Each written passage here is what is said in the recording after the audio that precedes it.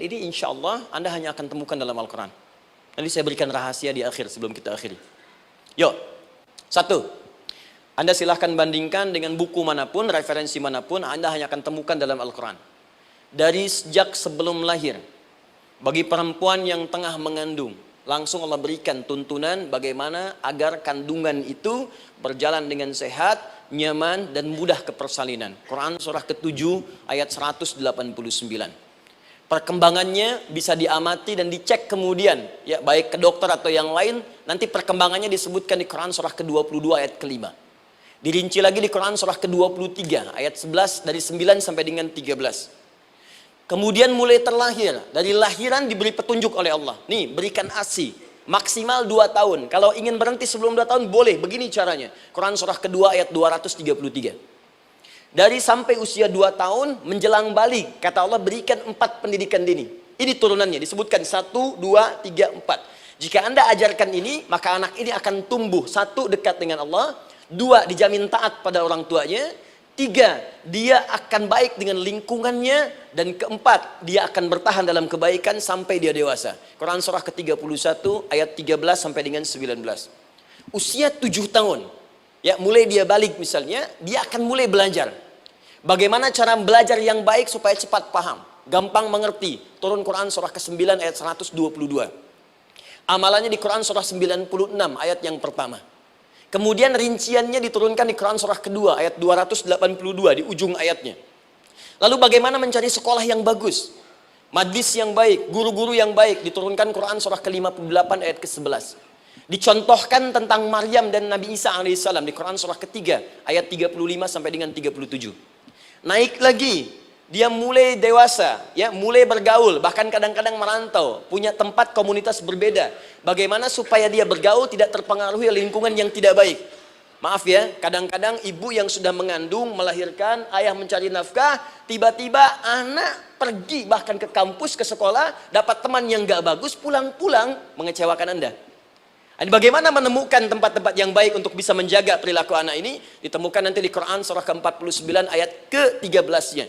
Dirinci perkembangannya di Quran surah ke-12 Yusuf ayat 2 sampai dengan ayat 29-nya. Sampai ketika dia akan mulai kemudian menikah.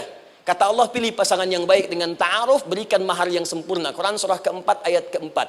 Kemudian dia mulai menikah. Kata Allah, sebelum menikah, pelajari dulu fikih nikah. Banyak orang yang menikah tapi karena tidak belajar tentang persoalan rumah tangga, apa yang akan terjadi di rumah tangganya. Detil Pak, Bu.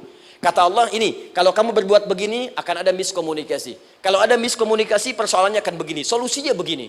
Maka diturunkan dasarnya di Quran surah ke-30 ayat 21, detilnya di Quran surah ke-4 ayat 34 sampai dengan 35. Paling kiri sebelah atas sampai dengan ke tengahnya. Anda berlanjut, diterangkan oleh Allah, hei, tugas suami saat mulai pertama kali menikah, maka tugas yang pertama siapkan untuk mencari nafkah. Bagaimana caranya ya Allah? Diturunkan oleh Allah. 1, jangan takut kehilangan rezeki. Jangan pernah mencuri, jangan pernah ngambil punya orang, karena punya kamu akan saya berikan sempurna. Kamu ngambil punya orang, maka kamu akan menyulitkan diri sendiri. Itu akan dikembalikan pada yang berhak. Ya, turun Quran surah ke-51 ayat 22. Dirinci, begini cara nyarinya. Quran surah kedua ayat 168. Kalau Anda ingin cepat baru bergerak, rizkinya sudah dapat. Quran surah kedua ayat 172. Ada yang dahsyat, dia belum keluar, rizkinya yang mendatangi dia. Jadi nanti di Al-Quran ada 8 jenis rizki. Di antara yang paling hebat, ada yang belum Anda datang, rizkinya sudah menjemput. Ada orang mendatangi rizki, ada rizki mendatangi dia. Contoh, Al-Imam Asy-Syafi'i sedang berdiskusi dengan Imam Malik gurunya. Kata Imam Asy-Syafi'i, Syekh, rizki itu mesti saya cari dulu, baru kita dapat. Kata gurunya, ya Syafi'i, ada rizki yang cukup kita beramal dekat kepada Allah, dia akan datang tanpa kita cari dengan ikhtiar manusia. Kata Syafi'i, mustahil. Kata Quran kan kita kerja dulu, baru datang. Kata Imam Malik gurunya, kamu yang belum sampai, kita amalkan ini, rizki datang. Maka berhenti sampai di situ, Imam Syafi'i pamit, di jalan tiba-tiba, beliau mendapati ada panen anggur, Pak, Bu. Terus dipanggil sama yang punya kebun.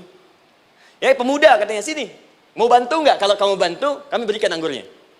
Maka beliau bantu, panen, petik. Sampai setelah selesai diberikan anggur yang besar-besar, hanum. Senyum, senang beliau. Ternyata senangnya bukan karena dapat anggur.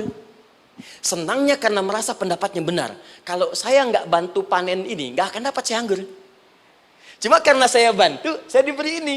Maka rasa senangnya inilah dibawa kemudian kepada gurunya, ingin laporan. Tapi perhatikan adabnya.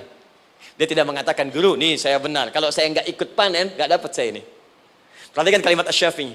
Guru, tadi saya di jalan, dipanggil oleh pemilik kebun, ikut panen anggur. Begitu saya bantu, saya diberikan anggur ini. Beliau tekankan dengan kalimat yang kencang pada kalimat, begitu saya bantu, saya dapat anggur ini.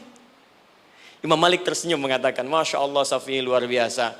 Ini siang begitu panasnya, tadi saya mau keluar ngajar, terfikir di benak saya, Allah kalau ada anggur yang besar-besar, enak rasanya. Tiba-tiba kamu datang bawa anggur. Ini Imam Syafi'i kerja dapat sesuatu, Imam Malik terfikir sesuatu, datang rezeki. Itu ada di Quran surah ke-7, teman-teman, ayat ke-96, paling kanan sebelah atas di mushafnya. Baik, teruskan dulu. Ya, Anda dalam mencari kerja, ingat, kalau Allah yang sampaikan pasti terjadi. Jangan dikira mudah. Kata Allah akan ada persaingan, akan ada kadang-kadang singgungan, akan ada tantangan, maka mulai petakan tantangan apa yang akan Anda lalui saat Anda mulai mencari nafkah itu. Maka turun Quran surah kedua ayat 214, paling kanan sebelah bawah. Am hasibtum an tadkhulul jannata. Hei, apa kamu mudah begitu saja mengira akan sukses dalam pekerjaanmu? Bahkan bisa diartikan surga, ingin masuk surga. Walamma ya'tikum mathalul ladzina khalau min qablikum. Sebelum engkau diuji seperti orang sukses dulu pernah sukses. Lihat mereka. Enggak ada orang sukses yang instan.